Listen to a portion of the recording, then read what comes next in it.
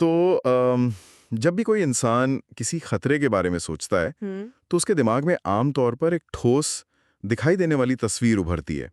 यानी कोई जंगली जानवर हो गया, या कोई बहुत ऊंची खाई, या तेज रफ्तार गाड़ी। हाँ बिल्कुल, क्योंकि इन सब चीजों से बचा जा सकता है, इनसे इंसान भाग सकता है। सही बात है। हम्म। लेकिन जरा कल्पना कीजिए एक ऐसे खतरे की जहां शिकार करने वाला कोई फिजिकल जानवर हो ही नहीं। हम्म। मतलब एक ऐसा अंधेरा जंगल जहां सबसे खूंखार शिकारी इंसान के शरीर का नहीं बल्कि उसके दिमाग का शिकार करता हो, उसके सबसे गंदे और शर्मनाक राज निकालता हो। बाप रे, ये विचार ही अपने आप में रूह कंपा देने वाला है। है ना? एक ऐसी आवाज जो इंसान के उन राजों को जानती हो जिन्हें वो खुद से भी छुपाना चाहता है। और वही आज का हमारा विषय है। आज हम इस गहन चर्चा में whispers of the dark forest, the secret keeper नाम की एक बेहद रहस्यमयी कहानी के कुछ अंशों को खंगालने वाले हैं। और ये बहुत ही दिलचस्प होने वाला है। बिल्कुल। लेकिन यहाँ एक बात साफ कर दूं, हमारा मकसद यहाँ सिर्फ एक डरावनी कहानी सुनाना नहीं है। हमारा मेन मिशन ये समझना है कि कैसे ये सदियों पुरानी लोक कथाएं यानी फोकलोर दरअसल इंसान के डर, उसके अंदर दबे अपराध बोध और उसके मनोविज्ञान का कितना सटीक विश्लेषण करती हैं। वही तो, अक्सर लोगों को लगता है कि हॉरर का मतलब बस खून खराबा या अजीब से चेहरे होते हैं। मगर लिटरेचर और साइकोलॉजी के नज़रिए से देखें तो असली और सबसे गहरा खौफ वो होता है जो इंसान के उस नकाब को नोच ले जिसे पहनकर वो दुनिया के सामने घूमता है। एग्जैक्टली। इस कहानी की जो कर्ण पिशाचिनी है ना, वो ठीक यही काम करती है। वो किसी को कोई फिजिकल चोट नहीं पहुंचाती, वो सीधा इंसान की आत्मा और उसके अहंकार पर वार करती है। सही कहा। तो जो लोग ह्यूमन साइकोलॉजी की इन बारीकियों को समझने का शौक रखते हैं, उन्हें आज इस चर्चा से बहुत कुछ नया सीखने को मिलेगा कि कैसे ये पुरानी किस्से कहानियां इंसान के दिमाग का एक पुराना एक्सरे हैं। तो कहानी का जो सेटअप है वहां से शुरू करते हैं। हाँ जरूर। कहानी की शुरुआत होती है कालीधर वन से, एक ऐसा घना जंगल जहां दिन में भी सूरज की रोशनी जमीन तक नहीं पहुंचती। पेड़ों की शाखाएं एक दूसरे में इस तरह उलझी हैं जैसे उन्होंने किसी विशाल पिंजरे का रूप ले लिया हो। एक साइकोलॉजिकल पिंजरा कहा जा सकता है। बिल्कुल। और हवा में एक अजीब सा भारीपन है, एक ऐसा सन्नाटा जो कानों को चुभता है। आसपास के गांव वाले इस जंगल के नाम से ही खौफ खाते हैं। अब यहां मैं जानना चाहूंगा कि ये जो अंधेरा है, इसका क्या महत्व है? अब देखिए, धूप का जमीन तक ना पहुंचना सिर्फ एक नेचुरल घटना का वर्णन नहीं है यहाँ। प्राचीन कथाओं में अंधकार हमेशा अज्ञानता का या उन चीजों का प्रतीक होता है जिन्हें इंसान दुनिया की नजरों से छिपाना चाहता है। अच्छा। हाँ, तो कारीधर वन सिर्फ पेड़ों का झुंड नहीं है।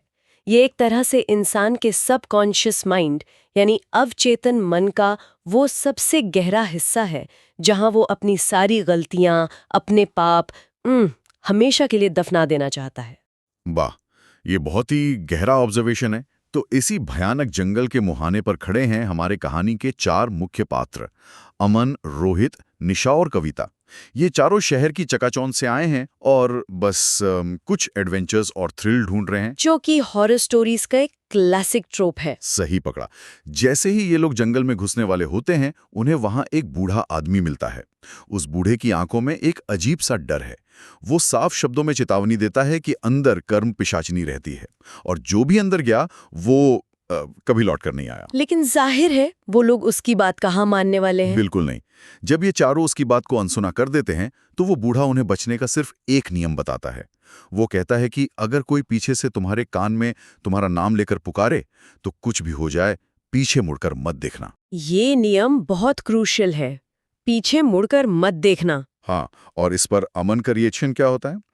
अमन, जो खुद को बड़ा मॉडर्न और लॉजिकल मानता है, वो इस वार्निंग को बस एक अंधविश्वास कहकर टाल देता है और जोर से हंस पड़ता है। अब हम यहाँ पर मैं इस हंसी वाले पॉइंट पर थोड़ा विस्तार से बात करना चाहूंगा। जरूर। मतलब मैंने नोटिस किया है कि आजकल के जो मॉडर्न सिटी वाले लोग होते हैं, जब वो नेचर के बीच या किसी ऐसी प्राचीन जगह पर जाते हैं, तो उनका रवैया कैसा होता है? जैसे वो किसी थीम पार्क की सेफ राइड पर बैठे हों। हाँ, उन्हें लगता है कि उन्होंने टिकट खरीदी है तो सब सेफ ही होगा। एग्जैक्टली। उन्हें लगता है कि टेक्नोलॉजी और मॉडर्न माइंडसेट ने उन्हें इनविंसिबल बना दिया है। वो उस लोकल वार्निंग को एंटरटेनमेंट समझते हैं। उनका ये अहंकार ही उनके विनाश का पहला कदम होता है। दही तो यहाँ सबसे हैरान करने वाली बात यही है, और हॉरर जॉनर में ये बड़ी आम थीम है। वो बूढ़ा आदमी कोई साधारण इंसान नहीं है, वो पीढ़ियों के एक्सपीरियंस और नेचर की पावर का प्रतीक है। सही बात है। और दूसरी तरफ अमन की हंसी आधुनिक अज्ञानता को दिखाती है। जब कोई इंसान खतरे को नजरअंदाज करता है तो वो दरअसल उस खतरे को खुद आमंत्रण दे रहा होता है। नेचर के फोर्सेस को हल्के में लेना बहुत भारी पड़ता है। बिल्कुल। तो अब आगे बढ़ते हैं। जैसे ही ये चारों जंगल में थोड़ा और अंदर जाते हैं, अचानक से फिजिकली सब कुछ बदल जाता है। ठंडी हवा चलने लगती है और पक्षियों की चहचहाहट एकदम बंद हो जाती है। पूरा सन्नाटा छा जाता है, एकदम पिन ड्रॉप साइलेंस। हाँ, जंगल अब सिर्फ घूमने की जगह नहीं रहा, वो एक साइकोलॉजिकल ट्रैप बन चुका है जो धीरे धीरे उन पर कस रहा है। और अगर हम इस सन्नाटे को बायोलॉजी के नजरिए से देखें तो जब पूरा जंगल अचानक खामोश हो जाए, इसका सीधा सा मतलब होता है कि आसपास कोई एपेक्स प्रेडेटर है, कोई ऐसी शक्ति जिससे हर छोटा बड़ा जानवर खौफ खाता है। बाप रे। लेकिन यहाँ दिक्कत यह है कि वो प्रेडेटर उन्हें फिजिकली नहीं खाएगा। सही कहा, वो सन्नाटा इस बात का सिग्नल है कि अब वो एक ऐसी डायमेंशन में आ गए हैं जहां फिजिकल रूल्स अप्लाई ही नहीं होते। और तभी सबसे पहला वार होता है रोहित पर। उसको अपने कान के बिल्कुल पास एक ठंडी फुसफुसाहट सुनाई देती है, रोहित, बस इतना। वो पीछे मुड़ता है लेकिन वहां कोई नहीं होता। पैनिक का पहला स्टेज। बिल्कुल। अमन फिर से उस पर हंसता है कि डर गया क्या, लेकिन तभी आवाज फिर आती है और इस बार वो आवाज कहती है, रोहित मुझे पता है तूने क्या किया था। और इसके बाद बाप रे, इसके बाद तो वो अदृश्य आवाज एक एक करके सबके छुपे हुए राज खोलने लगती है। के सामने उसके वो बड़े झूठ रखे जाते हैं जो उसने अपने पेरेंट्स से बोले थे, जिसकी वजह से उसका घर बिखर गया था। और अमन का क्या, जो सबसे निडर बन रहा था? अरे अमन का तो सबसे बुरा हाल है। उस आवाज ने उसे बताया कि वो बाहर से जितना टफ बनता है, अंदर से उतना ही बड़ा डरपोक है। उसने एक बार अपनी जान बचाने के लिए किसी और को डेंजर में डाल दिया था। अब यहाँ पर आकर ना बात सच में बहुत दिलचस्प और डरावनी हो जाती है। वो कैसे? क्योंकि पिशाचनी के पास कोई चाकू छुरी थोड़ी है, वो तो दिख भी नहीं रही। उसकी सबसे बड़ी ताकत सिर्फ इन्फॉर्मेशन है, वो बस बोल रही है। ये तो ये तो कुछ वैसा ही हो गया जैसे किसी का दिमाग हैक कर लिया हो। हाँ, और अगर हम इसको एक ब्रॉड पर्सपेक्टिव से देखें तो वो उन्हें कुछ नया थोड़ी बता रही है। वो जानकारी उनके अपने ही दिमाग से निकाली गई है। सही बात है। वो बस उन्हें एक आईना दिखा रही है जिसे उन्होंने सालों से कपड़े से ढक कर रखा था। बात है। ये बिल्कुल वैसा है जैसे कोई भारी महफिल में खड़ा हो और कोई अचानक उसकी सबसे पर्सनल डायरी या उसकी इंटरनेट की इनकॉग्निटो सर्च हिस्ट्री जोर जोर से सबके सामने पढ़ने लगे। हाँ, ये बहुत सटीक एग्जाम्पल दिया आपने। है ना? मुझे लगता है किसी भी इंसान का सबसे बड़ा डर मौत नहीं होता, उसका सबसे बड़ा डर होता है कंप्लीटली एक्सपोज हो जाना, अपनी नजरों में और दुनिया की नजरों में नंगा हो जाना। बिल्कुल। और साइकोलॉजी में इसको इंटरनलाइज्ड गिल्ट कहते हैं। कर्म पिशाचनी कोई बाहरी राक्षस नहीं है, वो हर इंसान के मन में बैठे उस अपराध बोध का पर्सोनिफिकेशन है। जब किसी का सबसे गंदा सच उसके सामने आता है तो दिमाग में एक अलार्म बजता है जिसे हम फाइट और फ्लाइट रेस्पॉन्स कहते हैं, जो नॉर्मल खतरों में होता है। हाँ, लेकिन यहाँ खतरा फिजिकल नहीं, सोशल रेपुटेशन और सेल्फ इमेज को है। रोहित जब अपने कान नोचने लगता है और चीखता है कि मैं नहीं सुन सकता, तो वो किसी फिजिकल दर्द से नहीं तड़प रहा, वो अपनी असलियत को फेस नहीं कर पा रहा। एग्जैक्टली। हर इंसान खुद को हीरो समझकर एक नेक कहानी में जीता है, और जब वो इल्यूजन टूटता है तो दिमाग उस झटके को झेल नहीं पाता। और इसके बाद जो तबाही मचती है, मतलब जब इन चारों का झूठ टूटता है तो वो टोटली ब्रेकडाउन हो जाते हैं। और ठीक इसी पल कर्ण पिशाचिनी आखिरकार उनके सामने अपना रूप दिखाती है, और उसका रूप भी बिल्कुल उस साइकोलॉजिकल तबाही जैसा ही है। बिखरे हुए बाल, काली और खाली आंखें। हाँ, और होठों पर एक बेहद भयानक मुस्कान। वो उनसे कहती है कि मैं तुम्हारे डर की आवाज हूं। इसके बाद तो रोहित, निशा और कविता पूरी तरह पागल हो जाते हैं और जंगल की और भी गहरे अंधेरे में भाग जाते हैं। उनका वो अंधेरे की तरफ भागना ही सबसे बड़ी ट्रेजेडी है। वो रोशनी या एग्जिट की तरफ नहीं भाग रहे हैं। नहीं, क्योंकि वो दरअसल सच्चाई से भाग रहे हैं। जब गिल्ट का बोझ इतना बढ़ जाता है कि इंसान का दिमाग कंप्लीटली शटडाउन हो जाए, तो वो बस उस आवाज को बंद करना चाहते हैं, भले ही वो रास्ता उन्हें सीधा मौत के मुंह में क्यों ना ले जाए। बाप रे। ये ह्यूमन नेचर की उस वीकनेस को दिखाता है जहां हम अपनी गलतियों को सुधारने की बजाय उनसे मुंह मोड़ना, उनसे दूर भागना ज्यादा आसान समझते हैं। सही कहा। लेकिन इस पूरी केओस में, इस तबाही के बीच एक इंसान है जिसे वो रूल याद रह जाता है, अमन। जब पिशाचनी उसके कान में फुसफुसाती है कि मुझे पता है तू बचपन में क्या करता था, तो अमन तुरंत अपनी आंखें और कान जोर से बंद कर लेता है और बिना पीछे देखे बस आगे की तरफ जंगल के बाहर दौड़ पड़ता है। और वही एक चीज उसे बचा लेती है। हाँ, पर अब यहाँ ना मुझे इस नियम पर एक बड़ा सवाल उठता है।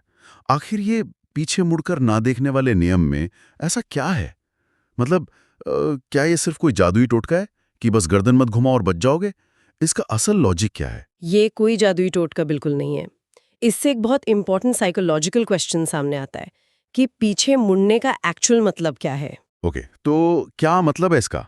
साइकोलॉजिकल टर्म्स में पीछे मुड़ना मतलब अपने पास्ट और अपने गिल्ट के सामने सरेंडर करना।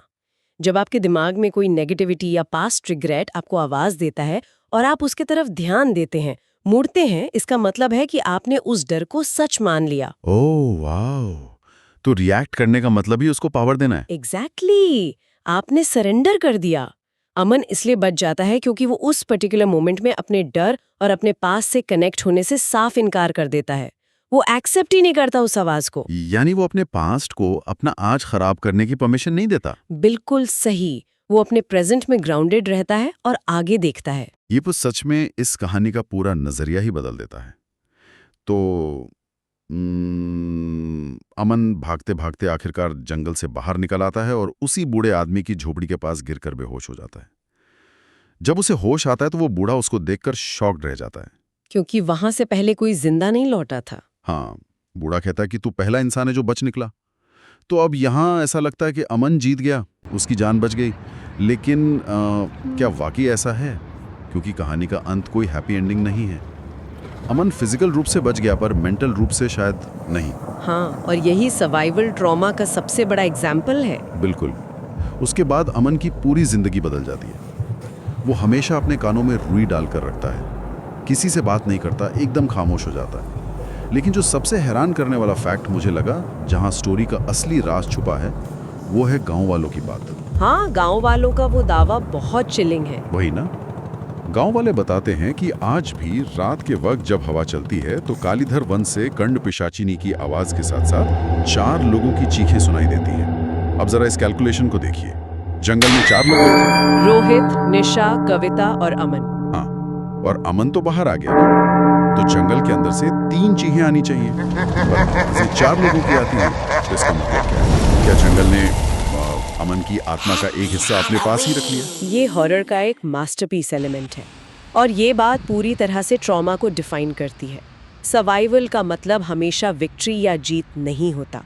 अमन जिंदा जरूर बच गया, लेकिन उसकी मासूमियत, उसकी मेंटल पीस और उसकी पुरानी आइडेंटिटी हमेशा के लिए छीन गई। वो अहंकारी अमन वही मर गया। बिल्कुल। वो जो चौथी चीख है ना, वो उसी पुराने अमन की चीख है जो अब हमेशा के लिए उस जंगल में कैद है। और कानों में रुई डालना इस बात का प्रूफ है कि वो अब हर पल डरता है।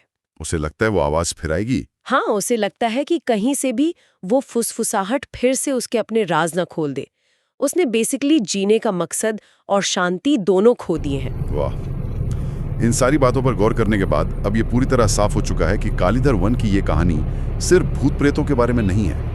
ये इस बारे में है कि हमारे अपने छिपे हुए राज और हमारी खुद की गलतियां ही हमारे सबसे बड़े दुश्मन बन सकते हैं। सही बात है। जब तक कोई इंसान अपने सच का सामना करके उसे एक्सेप्ट करके आगे नहीं बढ़ता, तब तक उसका गिल्ट एक राक्षस बनकर उसका पीछा करता ही रहता है। और हम सभी के पास ऐसे सच होते हैं जिनसे हम भागते हैं। बाहर की दुनिया की चिंता तो हम करते हैं, लेकिन कभी-कभी हमारे अपने अंदर की आवाजें ही सबसे ज्यादा शोर मचाती हैं। एग्जैक्टली। और अगर कोई उन आवाजों को खुद पर हावी होने दे, बार बार पीछे मुड़कर अपने डार्क पास्ट को देखता रहे, तो वो भी उस साइकोलॉजिकल जंगल में हमेशा के लिए खो सकता है। सही कहा। लेकिन इस चर्चा को खत्म करने से पहले मैं एक ऐसा थॉट, एक ऐसी बात छोड़कर जाना चाहता हूं जो शायद इस प्राचीन जंगल की कहानी से भी ज्यादा डरावनी है, क्योंकि वो सीधा हमारे आज के दौर से जुड़ी है। अच्छा, वो क्या है? जरा सोचिए, आज के इस एडवांस्ड डिजिटल युग में क्या किसी को भी अपने राजों का सामना करने के लिए किसी कालेधर वन जाने की वाकई जरूरत है? मैं कुछ समझी नहीं। मेरा मतलब है, आज हम सभी की जेब में जो स्मार्टफोन रखा है, इंटरनेट का जो अनलिमिटेड हिस्ट्री डेटा है, जो क्लाउड सर्वर्स हमारी हर सर्च, हमारे हर डिलीट किए गए मैसेज और हर उस चीज़ का रिकॉर्ड रख रहे हैं जो हम अकेले में देखते हैं, तो क्या वो सारी मॉडर्न टेक्नोलॉजी आज के दौर की कर्ण पिशाचिनी नहीं बन गई हैं? Oh my God! ये वाकई बहुत डिस्टर्बिंग कंपैरिजन है, हाँ, लेकिन बहुत ही वैलिड है। है ना? हमने अपने सबसे गहरे, सबसे पर्सनल राज उन मशीनों को सौंप दिए जो सच में कभी कुछ नहीं भूलती। उनका मेमोरी कार्ड हमेशा फुल रहता है पर इरेज नहीं होता। हाँ, और वो हमेशा हमारे पास हमारी जेब में मौजूद है। एक ऐसा डिजिटल जंगल जिसे हम चौबीसों घंटे अपने साथ लेकर घूम रहे हैं। तो अगली बार जब किसी का फ़ोन यूज़े अचानक से कोई 10 साल पुरानी तस्वीर का नोटिफिकेशन दिखाए या इंटरनेट एल्गोरिदम उसके सामने कुछ ऐसा ला दे जो उसके पास्ट का वो सच खोलता हो जिसे वो हमेशा के लिए भूलना चाहता है, तो उसे 1 सेकंड रुककर ये ज़रूर सोचना चाहिए। कि क्या वो उसी करण पिशाचनी के जंगल के मुहाने पर खड़ा है। बिल्कुल। और उस पल में जब उसका अपना ही डिजिटल पास्ट उसका नाम पुकारेगा, तो क्या उसके अंदर इतनी हिम्मत होगी कि वो अपने राज सुनने के बावजूद बिना पीछे मुड़े सिर्फ आगे बढ़ता रहे, बिना सरेंडर किए? ये सोचने वाली बात है। तो आज की इस डीप चर्चा को यहीं विराम देते हैं। उम्मीद है इसने आपके यानी हर सुनने वाले के दिमाग के कुछ नए दरवाजे जरूर खोले होंगे।